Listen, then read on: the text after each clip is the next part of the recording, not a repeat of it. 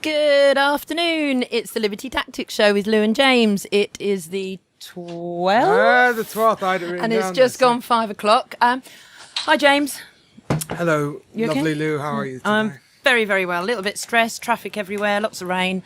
But I got here in one piece, thank goodness. Lovely. We're not going to start with the usual news stories because we have a really special guest tonight. A couple of weeks ahead of a, land breaking That's event much going thicker than the record when you can break some land. This is true. Event at Wembley, never one seen before. On the 27th at Wembley Stadium, and it's no other than the wonderful David Icke. Good afternoon, David. Hello, Lou. How you doing? I'm all right. Yeah, good. Good. We've got loads and loads to talk about. First of all, how are things going with the preparations for Wembley? Oh, very good. We booked the arena, 5,500 seats last February, and about 3 people, particularly one, has pulled it all together. That's the kind of team that we've been working on it with, and it's all coming together because those people have worked fantastically hard and committed to what we're trying to do, and it seems to be all falling into place. Fantastic. Yeah, I'm coming. Unfortunately, James is away on holiday, but I'm coming up for it, and many others from down here in Devon are all going to be travelling up, so we're all really excited. And I see now you're going to be streaming it live as well via the internet. Yeah, we had so many requests from around the world to stream it that we looked at it and we managed to put something together. And I've just seen the list of people who have joined the initial list that have joined the streaming, and it's like a map of the world, Lou. Honestly, it's unbelievable. It's just everywhere you could think of, and places you wouldn't think of are actually going to be watching it, and that's very, very important because, first of all, we need to come together energetically. We need to also understand that although it's not on the TV news, there's vast numbers of people who think the same now and are starting to get it. But also I'm going to spend, in talking time alone, the best part of 10 hours over 4 sections, connecting a vast number of strands and dots. And only when you do that can the picture within which our daily experience is happening, can it be seen? Can it be seen where it's coming from, why it is? And it's like when you start, there's strands and there's strands and there's strands and there's strands and there's strands, and it builds up and builds up. And eventually it's like people are looking at concepts that in and of themselves, as a strand in and of themselves, they'd go, oh, you are having a laugh, mate. You are joking that's happening. But with the other strands before, suddenly, oh my goodness, this makes sense. I can understand why it's true now. And so that's what it's like. And that's why I put a thing on my website. If anyone's going to watch on the internet, it's not something to dip in and out of, because if you do, you'll lose it. Yeah, absolutely. You'll see some interesting things, but the true volume of context can only be seen if you watch it from start to finish, because it is a story, and it is like layering and layering and layering information until the tapestry can be seen, and the tapestry is fantastic. I mean, in my experience of doing this now for 23 years nearly, I've never seen anything go as deep in the rabbit hole as this is going. And also to connect the number of dots this is going to connect. I mean, this is like 23 years of full-time work coming together on one day. Yeah. I mean, a lot of things have, especially over this last week, been coming out. Obviously, with regards to the Jimmy Savile scandal, we had Bill Maloney from Pie and Mash Films came down to the column on. He came Wednesday, and he came live with us on air on Thursday with Brian Garish. And he was, he's been talking about Jimmy Savile for a long time, Bill Maloney. And more and more things over this last week are coming out with regards to Jimmy Savile. What are your thoughts on it? Well, I've just been writing an article about it for the last 2 days, going out over the weekend. And I've headed it, Jimmy Savile, Doorman to the Cesspit. You could say doorway to the cesspit as well, for reasons I'll explain. I was first told that Jimmy Savile was a paedophile in about 1997, 98 by a number of people, but including the people who had serious connections into the royal family. Not that they were members of the royal family, but they were very close to people that were on the inside. And they told me about the Satanism that went on in the royal family, the pedophilia and all that stuff. And then out of nowhere, they brought up Jimmy Savile. And of course, I'm into a conversation about, royal family, how they treated Diana, pedophilia and all this stuff. And suddenly Jimmy Savile comes out of nowhere, this aging disc jockey. And I obviously asked the question, where does he fit in? And they told me about it, not just his pedophilia, but his necrophilia. He has a thing about having sex with dead people. And it was pointed out quite rightly to me, why do you think he volunteered to be a porter and a volunteer in hospitals, particularly the one in Leeds? Because it gave him access to mortuaries and dead people, basically. And if you look at some of the real most extreme, I mean, in and of itself, it's extreme, but most extreme of pedophilia, one of the things that they desire that gives them the biggest high is sex with disabled people, either physically disabled or mentally disabled. And again, because of his charity work, he was able to have access to people like that, to children like that. Also, what is happening, Lou, in the media at the moment is that and I can understand it in the initial stages, as long as it doesn't stay there, it's focusing on him as a paedophile and his own paedophile activities and one or two other, showbiz people around him. But the biggest story, the biggest picture story is that he was a procurer of children, and he procured them for the royal family. He procured them for people like Ted Heath, who is exposed as a Satanist, paedophile, and mass child killer, serial child killer, in a book called The Biggest Secret. It came out in 1998. He was alive then for years afterwards. And he was therefore untouchable. If you look at some of the quotes that he gave at various times, he said he was untouchable. And he gave an interview for Esquire magazine in which he said, the thing about me is I get things done and I work deep cover. I've known the royal family for a million years. He was talking about his connections to the royal family and how he was a regular visitor to Buckingham Palace, Kensington Palace, where Diana lived after the marriage to Charles broke up, Highgrove, the country estate of Prince Charles. And he also said, significantly, that the man who introduced him to the royal family initially in the 1960s was Lord Mountbatten. And anyone who's done research into high-level paedophilia, Lord Mountbatten's name will come up. Of course, he was the mentor and Mr. Uncle, big uncle to Prince Charles. And these names are not a surprise to me, because these names came up in the conversations I had with these insiders quite a long time ago now.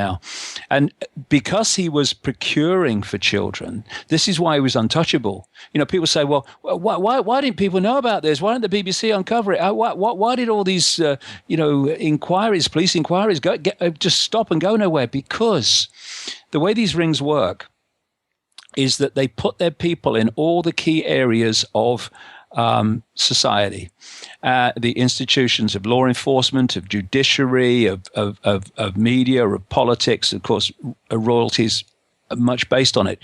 And therefore, they watch each other's backs.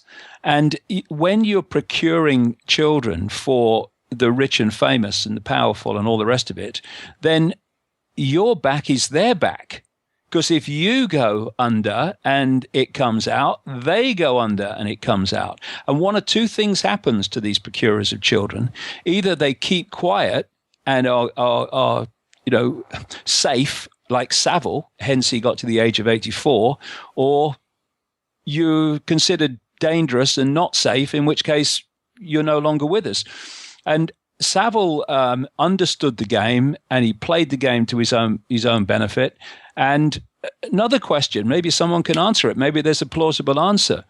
But I look at his Rolls Royce that went for about 160 grand. I look at his other cars, Bentleys and stuff. I look at, apparently, according to the media anyway, he has at least 8 homes. I look at the millions of pounds in cash on top of all that, in bank accounts that was in his will. And I look at a guy who, yes, would have earned quite well in the 60s and 70s as the disc jockey and Jim Will Fix It and personal appearances and advertising.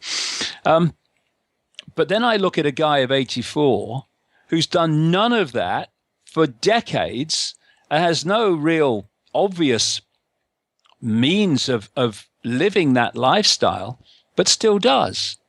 And, all I can say is procuring children for rich and famous pedophiles is a very lucrative business because you obviously get well paid for it if you do it well, and he appears to have done from their point of view, and they also watch your back because your back is their back. And I found it interesting. There was an interview with a guy in, I think it was the Daily Mail this week, a guy called Guy Marsden, who was a nephew of Jimmy Savile.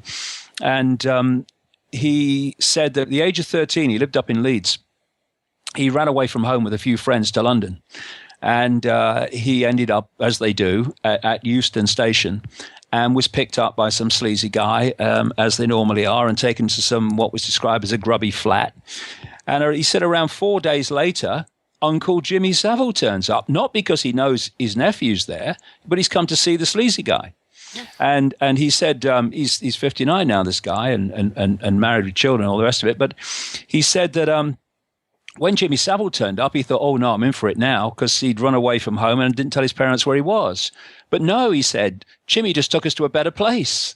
And he told the story of how he and his friends were taken to the very palatial apartment of or a house of a so-called famous pop impresario, and that he witnessed paedophile parties at which Savile would bring children. Sometimes he would bring along, he said, someone who was dressed like a priest, which gave the feeling that these kids were coming from children's homes, exactly where they were coming from.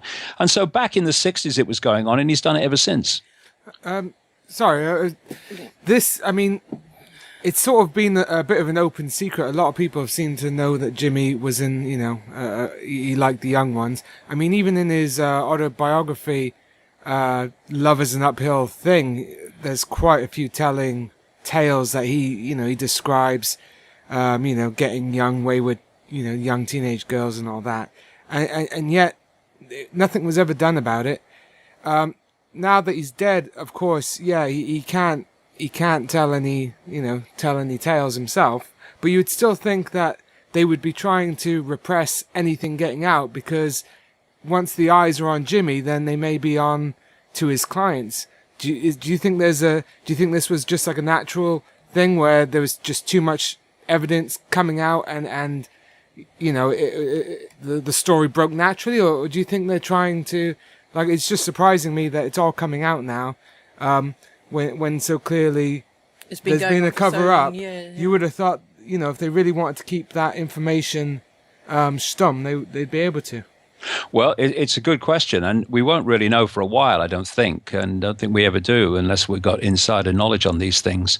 But, it is true that while every day this network of families, this cabal gets more and more power on the surface anyway of the system, it's still not, got control of everything. I mean, it says a lot for Esther Ranson, saying that she had her thoughts that it was going on. She's the head of Childline. I mean, alarm bells surely should be raised here, because also apparently Childline was set up sort of in Aberdeen, and we know there's been, other cases up in Aberdeen. And it's just the fact that Esther Ranson, being the head of Childline, obviously access to kids' calls. What do you think on that? Well, I think it's something that should be legitimately investigated. I think anything to do with children should be legitimately investigated to make sure that it stands up. I mean, I'm not going to, No. say anything about it this time because I've not researched that particular organization. But, it's possible. I'm not saying it happened, but it's possible that this was one that got through the net because it was basically all this has come out as a result of one television program. And then that gave confidence for other people to come forward. However, it's going to be significant for me where it goes from here, because at the moment, I talk about defending the first domino, and defending the first domino in this case is for none of it to come out. Once it has come out, you defend the second domino. You accept that he was a paedophile and he was a mass paedophile all over the country, and there was a cover-up of it. The second domino you don't want to fall, so that's the next form of defense, is that he was a procurer for the rich and famous. Now, we'll see where that goes. I was talking to a journalist today and pointing this same thing out, that, if it stops where it is now, we learn more about the cesspit behind the smiley faces and the morality of the system. But we need to go the next step forward, because once we can connect Savile's procurement to not just soap stars that people are talking about and other people in showbiz. That needs to happen. Yes, if it's true, I'm sure in many cases it is. But what we need to do is to connect this through to the real people that are orchestrating it, to the royal family, to the top politicians. I was told by many people, which is why I was confident to go and name him when he was alive for years afterwards, that Ted Heath was a Satanist, was a torturer of children and a mass killer of children. He loved to kill them. I was told this by enough people in the 1990s, the late 1990s, mid 1990s, to go with it. And in this book, The Biggest Secret, and nothing since has given me anything but confirmation of this. And to see him connected into the Jersey Children's Home, he was also connected by some researchers into Kincora, the boys' home in Belfast. That scandal broke in the 1980s time, and Mountbatten's also been connected to that by some researchers, which connects us into Savile again, who said that Mountbatten was the guy that introduced him to the royal family, and which led him to have a close relationship with Prince Philip till they had a big row and they fell out apparently, and also with Prince Charles, which has been even come out in the mainstream media, the Christmas cards and all that stuff. Also, don't forget, I mean, he may have been exaggerating, but certainly it happened on some occasions that Savile spent Christmas with Margaret Thatcher. And I'm not saying Margaret Thatcher knew the background, but Margaret Thatcher's cabinet, like the Blair cabinet, was awash with paedophiles. You see, in so many ways, when you're creating there's another reason that I can explain in a second, if you like, of why this obsession with paedophilia is as it is. But when you're bringing together different groups, like different political parties, to push in the same direction, you need cement. You need cement to connect people in these different elements of the system to push in the same direction.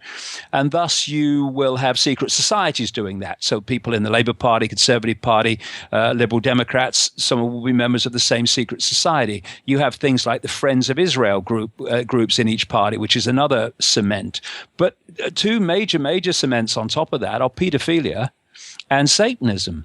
And if you can get somebody into the ring, into the system, either as a procurer or as a partaker of this nightmare, then those people are going to do what you say from then on. You get a prime minister who's been compromised in this way, and he will pass and press for whatever legislation you want, whether he's conservative or Labour or anything. And there's an enormous amount of blackmail going on, which is leading to politicians pressing for things that they wouldn't otherwise press for and pass and bring into law. And this side of it is often connected to pedophilia. I mean, it's a well-known technique in the United States and Britain with MI5, MI6, etc., that they will provide people like foreign diplomats and what have you with children, if that's their desire, and then they will film it. And once they've filmed it, they are no longer representing their country or whatever they're supposed to be representing. They are representing whatever British intelligence says they're representing, because they can destroy them overnight. And it's interesting when you watch people who in politics who have said they stand for this and stand for that, and at one point possibly genuinely did, but then suddenly they go in the opposite way. Well, maybe they've changed their mind, or maybe their mind's been changed for them. Yeah, I mean, that's plain to see. A lot of the time, these politicians will come out with policies that it's absolute suicide, and there's no rhyme or reason for it. And obviously, the only thing that is going to push them to that, to lose their careers, basically, is they've got dirt on them. And it's the same thing with like Bohemian Grove and all these sorts of I mean, Stanley Kubrick, Eyes Wide Shut. It's that sort of thing. There's dirt on absolutely everyone, and there's that sort of there's that you don't even need to have blackmail. No, everybody just knows that. Bill came out with this is the situation. This is why they're looking to bring people into politics. It's one reason why there's so many who have these desires, because they know that they're straight in the back pocket because of this. And this is one reason, but there's another, I should suggest, bigger reason why this is all pervading. And that takes us out of the world of the conscious mind into other dimensions of reality and entities that feed off human energy. I've been writing and talking about this for a very long time, and it absolutely connects into pedophilia for this reason. I learned through intense research in the 1990s and just after in America and Britain, but particularly America, that these entities, they feed off human energy, yes, but there's a particular human energy that they want more than anything else, and that is the energy of children before puberty. Now, we see puberty as a hormonal change in this reality that we experience, what I call the hologram. But if you go back to the base construct of this reality, it's not what we see. It's actually a vibrational information field, a waveform information field. And so what we see as a hormonal change in our conscious mind reality is actually an expression of a vibrational information a waveform change at the foundation information construct of this reality, and they want that energy before that change takes place. This is the obsession with children. So what they do, because these pedophiles, especially the upper echelon pedophiles in the bloodline, which this hybrid bloodline, which is because of the greater genetic compatibility, it means yet again on the base construct, it's a much closer vibrational compatibility. It means that these bloodline people or families, whatever, are much more easily and more powerfully possessed by these entities beyond human sight than the general run of the population, where the genetic and therefore the energetic compatibility is not as close. And so what they do is these possessing entities, which take control of the mental and emotional processes, they are stimulating this desire for sex with children. And when the sex is happening, the possessing entity is using the pedophile as a conduit to draw off the child's life force. There are some shaman around the world in native cultures that also talk about this. And I found this in research in the Western world and insiders in politics and many other things. But that's what's happening. And because there is this insatiable demand for this energy, there is this insatiable desire of pedophiles, because the two are connected. And because there's these two expressions of insatiable desire for sex with children and the energy drawn off it, there is an insatiable need for a constant throughput of children all over the world. And this is where the Saviles come in. This is where, on another level, the Hamiltons come in.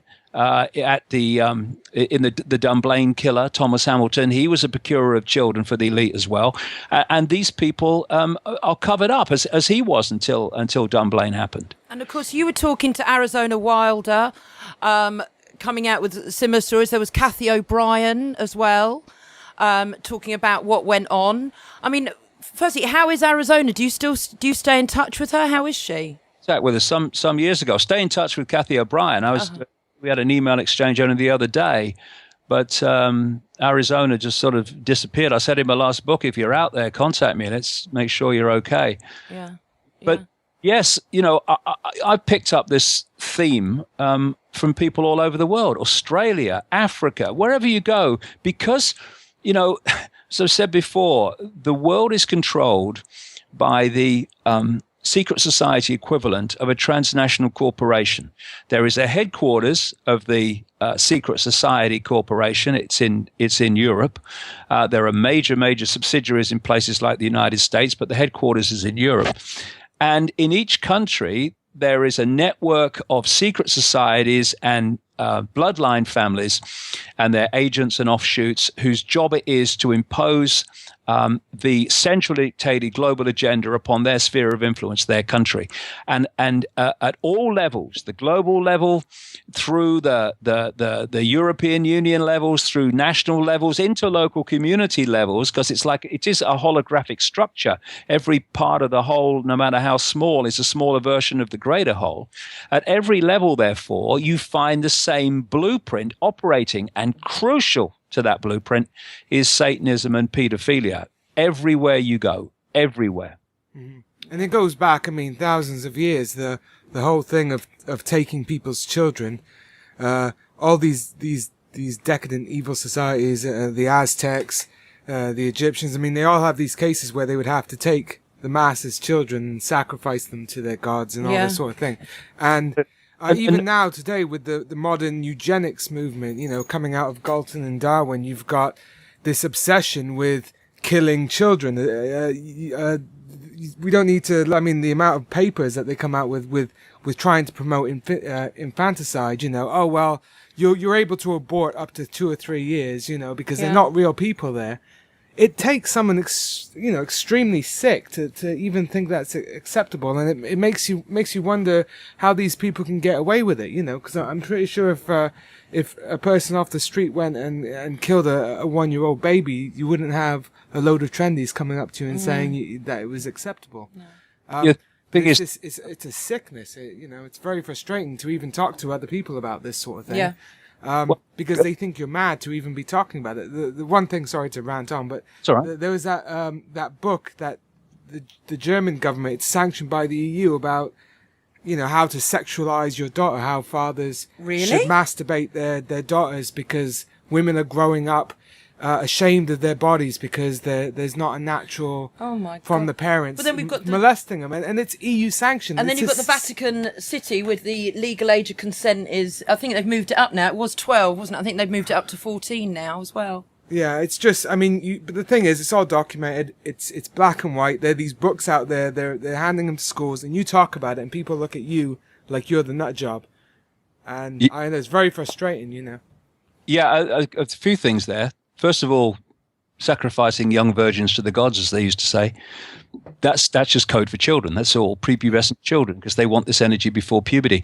I was reading the other day that Harriet Harman, the deputy leader of the Labour Party, she represented an organisation at one point as a lawyer who wanted to bring down that age of consent for children.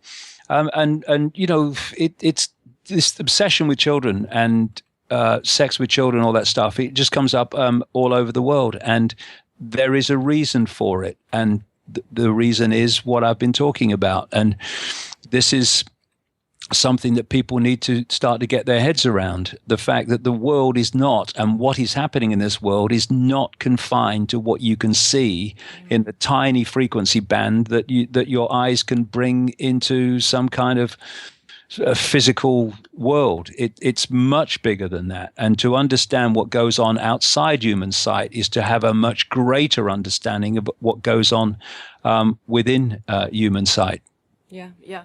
I think moving on to maybe different topic, we're seeing now the whole agenda stepping up. Yesterday, I found a news article saying that by 2025, everyone will be using thumbs to pay or jewellery. We've had the government come out this week and say people can start applying for passports using their Facebook logins. I actually want one. But then you're saying that security fears over Facebook are terrible. Yeah. More and more people having access to our personal details. I mean, the whole agenda is really, really speeding up, wouldn't you say, David? Well, yes, and it was always going to. I mean, first of all, I said many, many years ago that there's going to come a time when the hidden will become seen. It has to. If you're manipulating behind the scenes and in the shadows to bring about a transformation of society into this global Orwellian state, there has to come a point where it breaks the surface and you see it. Otherwise, it's not going to become real. You have to put the structures in there and you have to put the laws in there. And eventually there comes a point where so much of it has been done that, anyone with a brain on active duty can see it. And the other equation to that is the more power you centralize, the more power you have to centralize even quicker and to push on your agenda even quicker. In the European Union, once they cross the Rubicon of the Lisbon Treaty, which centralized enough power with the bureaucrats in Brussels for them to push on like never before, things within the European Union started to move real quick. And what's happening now is that the cabal have got so much control of the government structure that they can push on with outside or within the structure the very little resistance now to what they want to introduce in terms of surveillance control and the Orwellian architecture of the state. And thus we're seeing it happening faster and faster and faster. I mean, if you take Congress, I wish someone would, in Washington, and you take out one or two people, you could probably get them on the fingers of two hands. Or am I being optimistic? And that the rest of them are bought and paid for. They ain't going to stop you. They're just going to vote as they're told to vote. They're going to vote in line with what they vote. And again, everything connects to everything else. Whatever subject you talk about, the connections start. The reason a lot of those people in Congress vote the way they're told to vote without question or resistance is for the same reasons we've been talking about earlier on, because they're compromised and they know that they do it or they're exposed, and thus whole parliaments, whole governments can be controlled this way, and we've reached the point where it's at such a level that they can push on almost at will. And that's why it's us, the people, that have to be the point of resistance, because don't even think about leaving it to the politicians anymore. They're not going to do it. They've not been doing it for a long time, but they're certainly not going to be doing it now, because the cabal's got that level of control of the system that they simply will not hold it back. We have to do it. And when we start to understand that, part the backside from the sofa and start to realize that we need to do this, because not doing it is not an option. The alternative is a bloody nightmare for adults alive today in the timescale we're talking about. Never mind our children and grandchildren, it'll be worse. That we really have nothing more important in our lives than focusing on this and dealing with it. And we can, the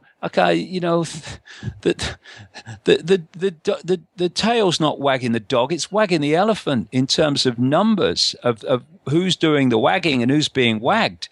And it's all this divide and rule and dividing attention and hijacking people's attention. Look at this, watch this, shut up, that is allowing it to happen. If we just grew up and looked at what is happening. We have the numbers to bring it to an end. But see, but they've got the weapons and things. I mean, they're trying to disarm America. We've got nothing to stand up. You know, when people do come banging down our doors. This is what's kind of the scary thing, because the bad people, unfortunately, have got taken control of this world. Yeah, the point is, well, they've actually been in control of it for long as, we call history virtually, but they're just getting more control now. But the point is, we do. If someone knocks at your door and there's only you answering it, you're absolutely bloody right. This is why I say we need to take the system on together, because if people do it in isolation, they'll just get picked off.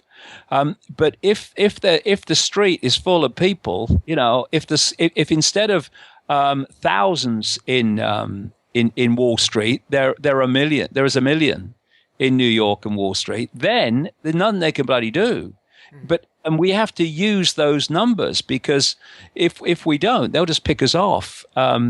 Because what they've done is so mind manipulate the population that they have recruited the law enforcers and the administrators of this Orwellian state from the population, who are the target population of those behind it.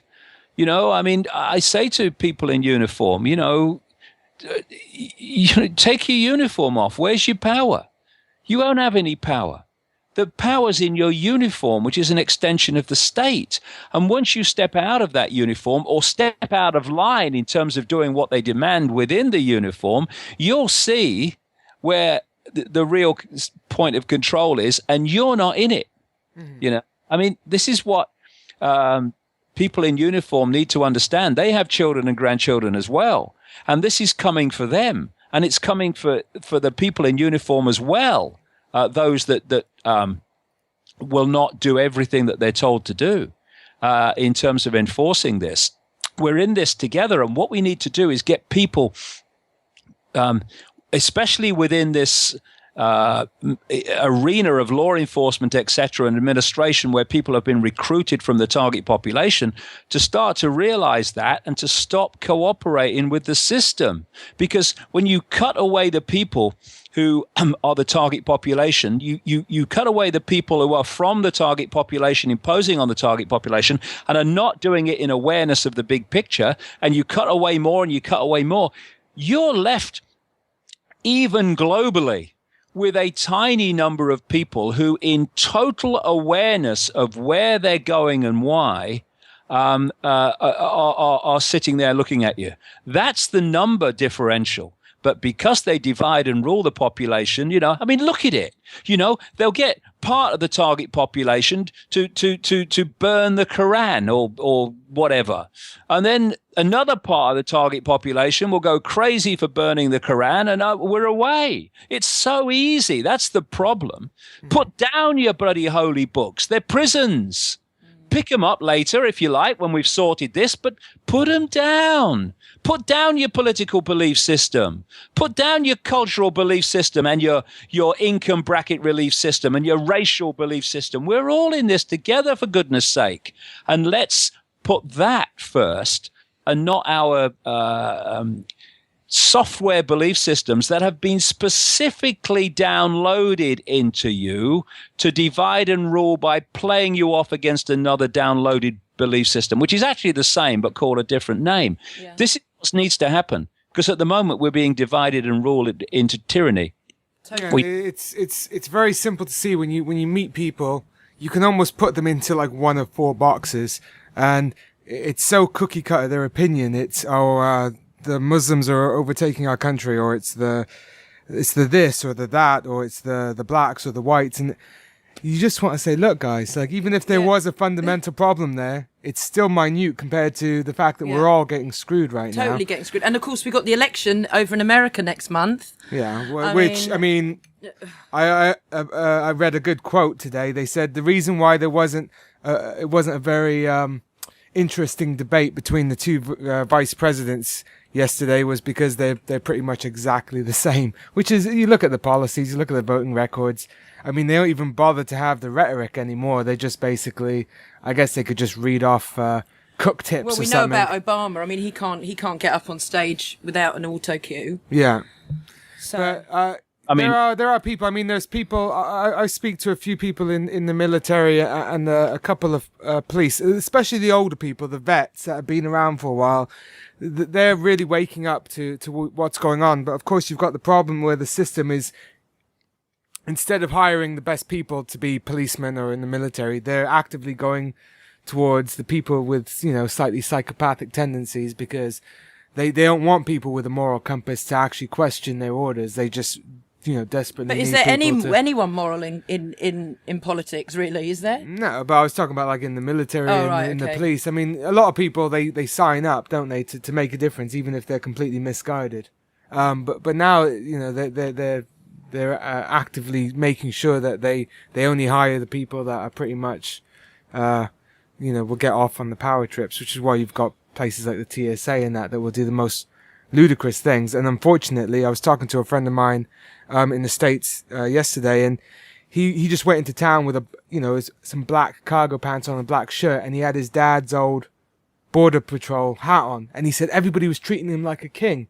And I said, isn't that disgusting? It that is shocking. You put yourself in a fake uniform, and the masses they treat you like some sort of Because that's now what they're believing. But it's really fear, sad. Isn't it? And people go on about the evils of religion, but to me, the evils of people worshipping state is far more dangerous, and that is prevalent. I mean, the statism today is ridiculous, and that's, I think, the thing that we have to knock down. That this belief that the state is somehow an otherworldly thing that people tend to admit that they're that the politicians are all crooked in that, but then they still invest into that system, and it's like. So what do we do, David, with the politicians? I mean, how do we get over all of this, David? I mean, how do we get these people out of power?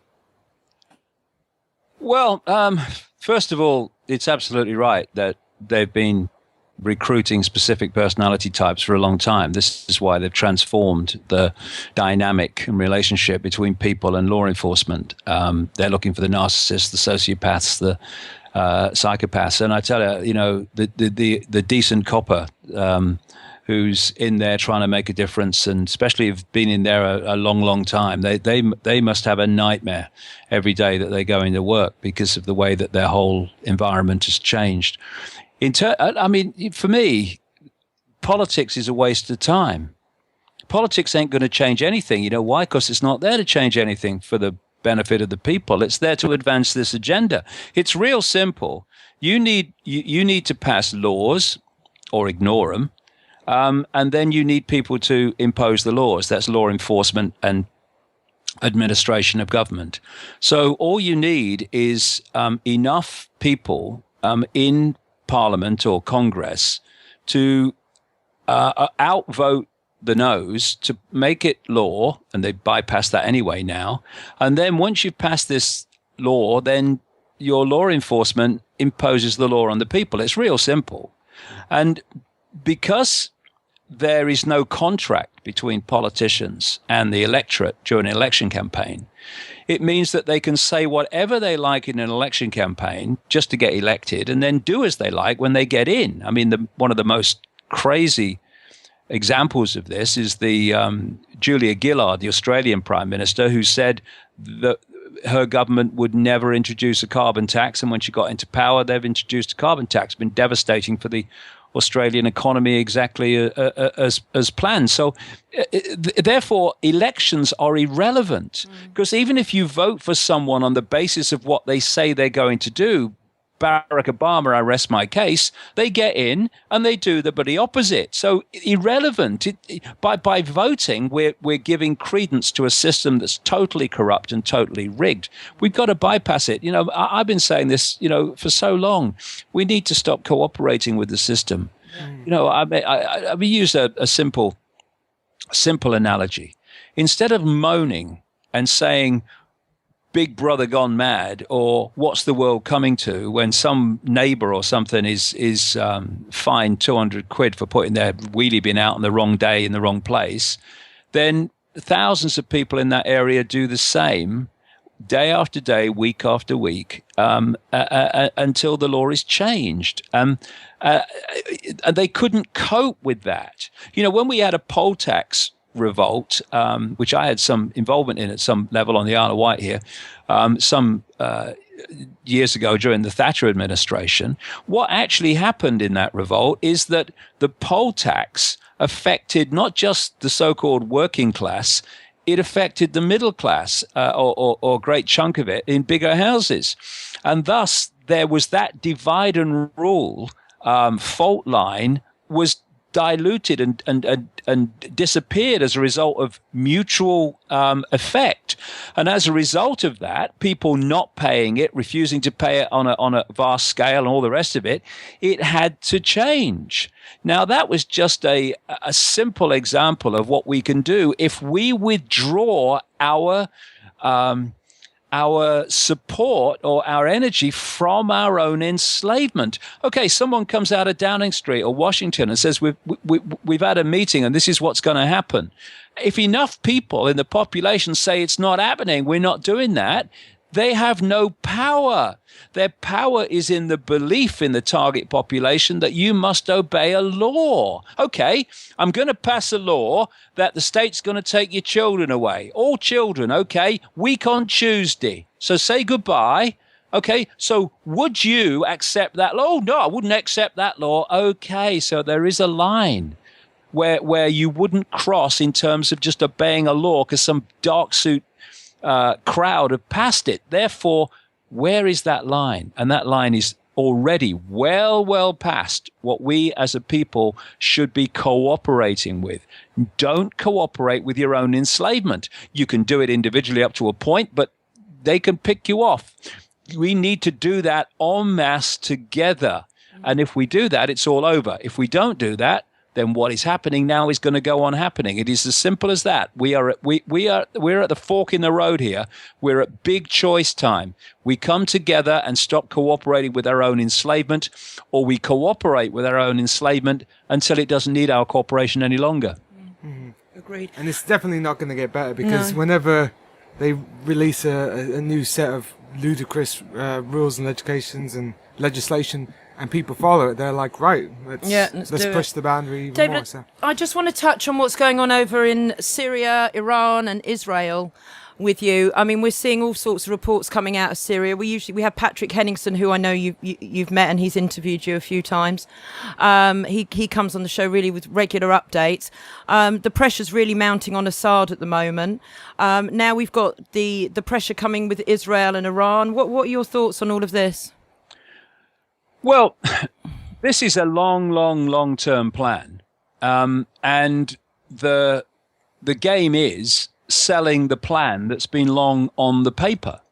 I mean, if you look at what some people have said on the inside in America about seeing this plan for the takeover of country after country in the Middle East and North Africa and the Near East, and how it's just coming to pass, it's bloody obvious. I mean, there's that television interview with Wesley Clark, who's not a God's gift to humanity himself. He led the NATO invasion of the former Yugoslavia. But he said in an interview on television in 2007, 4 years after the invasion of Iraq, that immediately after 9/11, that he was told by someone at the Pentagon that there was a coup being plotted by Dick Cheney, Don Rumsfeld, Paul Wolfowitz, all these people from the Project for the New American Century, this think tank that was orchestrating the events of the Bush administration. And he said that Cheney, Rumsfeld, Wolfowitz, and what this person told him was a half a dozen other collaborators from the Project for the New American Century were going to orchestrate an invasion of Iraq. He said that 6 weeks later, he saw the same officer and he said, "Why haven't we attacked Iraq? Are we going to still attack Iraq?" And he said, the officer said, "Sir, it's worse than that." He said the officer pulled a piece of paper from his desk and said, I've got this memo from the Secretary of Defense's office. It says we're going to attack and destroy the governments in 7 countries in 5 years. We're going to start with Iraq, and then we're going to move to Syria, Lebanon, Libya, Somalia, Sudan, and Iran. And therefore, you've got the wish list, you've got the plan, now you've got to somehow sell it. So, okay, Iraq.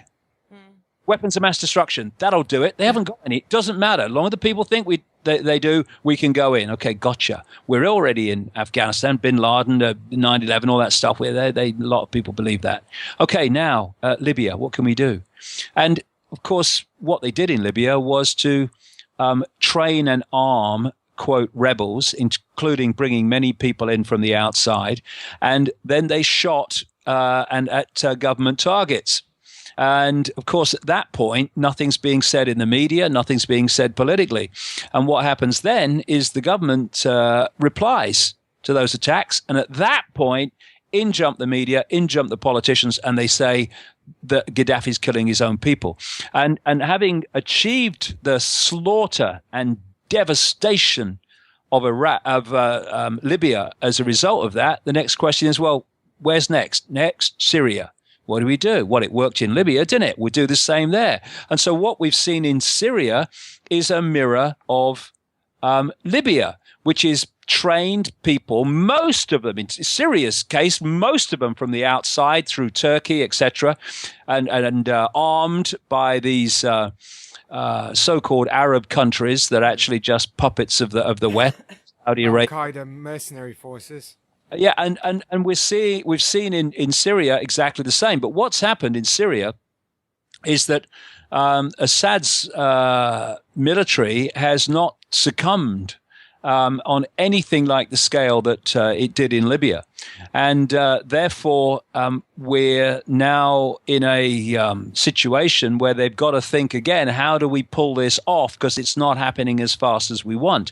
Of course, one of the ways they do is make more excuses by telling more lies that they have to go in and save the Syrians, of course, by dropping bombs on them or whatever. But yeah. We've got in Iran the excuse, of course, of the so-called nuclear program. So what they've done is they've got this list of countries, target countries, and now they're picking off the excuses to go into these various countries. Because if they picked one excuse and just kept going into countries and bombing them as themselves, then what was going on in terms of taking over the place would be obvious. So they're trying to do it in ways that are not obvious, but to anyone with a mind are blatantly obvious the way, what's going on out there. Mm-hmm, exactly. Sorry, David, I've just got a question. I know you've only got till 6, but Danny's just asked, can we ask David about house repossession and fraudulent mortgages, as it's one of your biggest viewed videos on YouTube? What are we doing? Why are we letting this happen? I'd really be happy if you could ask him about this. Well, this line that we talked about earlier, this line that you cross where you have so much power that you think you can do what you like. And we have seen since 2008 and the banking crash in which the people through the government bailed out the banks at the devastating consequence for the people. The banks now are, or those that run the banks, are in a situation where they think, well, we do what we bloody like. So we've got this situation, not least in America, where the banks are foreclosing on houses that don't even own. I mean, they've passed through so many different organizations as the mortgage has been sold on. But very few of them are actually certain to be owned by anybody. And again, we come to this situation of, are we going to accept this? See, if an individual, this is a classic example of what I've just been talking about. If an individual is foreclosed, legally or illegally, immorally either way, and takes on the bank, well, the bank can pick them off. And you know, the judiciary are largely controlled by those that control the bank. So they get often almost all the time the judicial decision they require anyway if it goes to court, that you can be picked off. But if vast numbers of people refused to leave their homes, if those that were still in them in the same areas and communities supported those that refused to leave their homes on a vast scale, the system couldn't cope.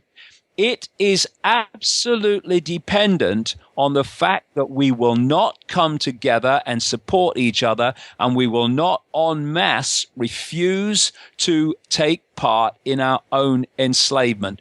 We have people who are out of homes with families, living in cars, living rough in other ways, while the home they've been foreclosed and kicked out of stands empty. Yeah. This is grotesque immorality.